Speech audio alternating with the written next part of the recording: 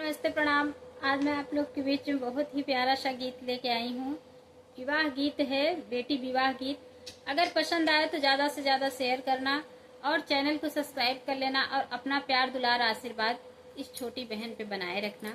बहुत ही प्यारा सा गीत। और हाँ, आप लोग फुल वॉच करके वीडियो को देखा करो, तभी गीत को समझ में आएगा।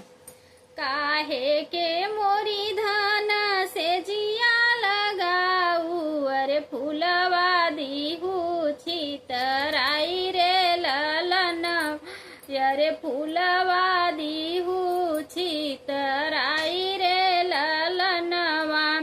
काहे के मोरी धान सो बिटिया दीहू जनमा रे ललनवा, अरे काहे के मोरे धान से जिया पे सोऊ, अरे भी आदि हो जान माई रे ललनवा, अरे बिटिया दी हो जान माई रे ललनवा।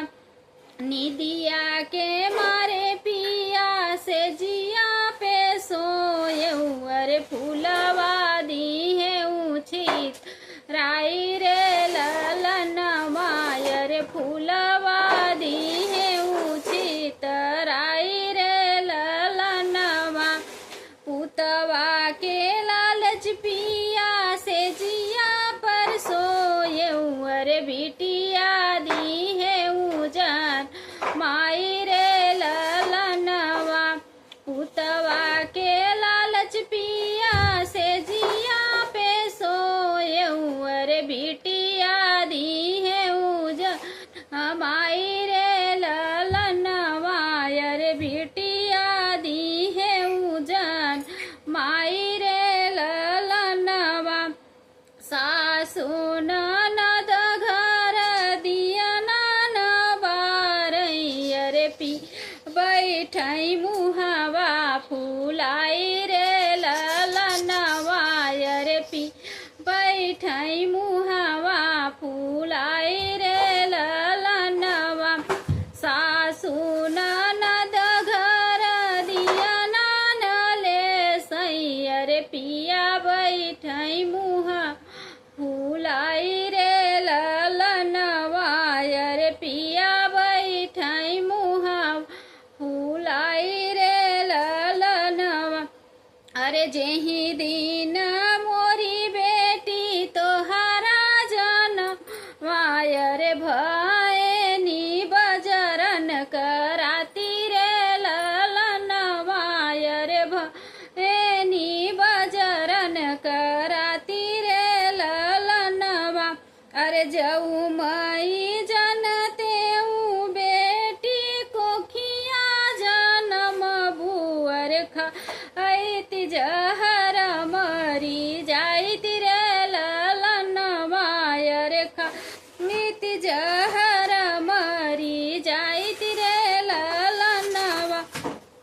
अरे छूटी जातई बेटी कभी रोग रे ललनवा, अरे छूट जातई बेटी कभी रोग रे ललनवा। एतनी बचन जब सुनले कुंवारी बेटी, सुनले कुंवारी बेटी दिहली पलटी के जवाब रे ललनवा, अरे दिहली पलटी के जवाब रे ललनवा। सुन सुन मोरी माया हो, सुन मोरी अम्मा, अरे सुन माया रज हमार रे ललनवा, अरे सुन माया रज हमार रे ललनवा।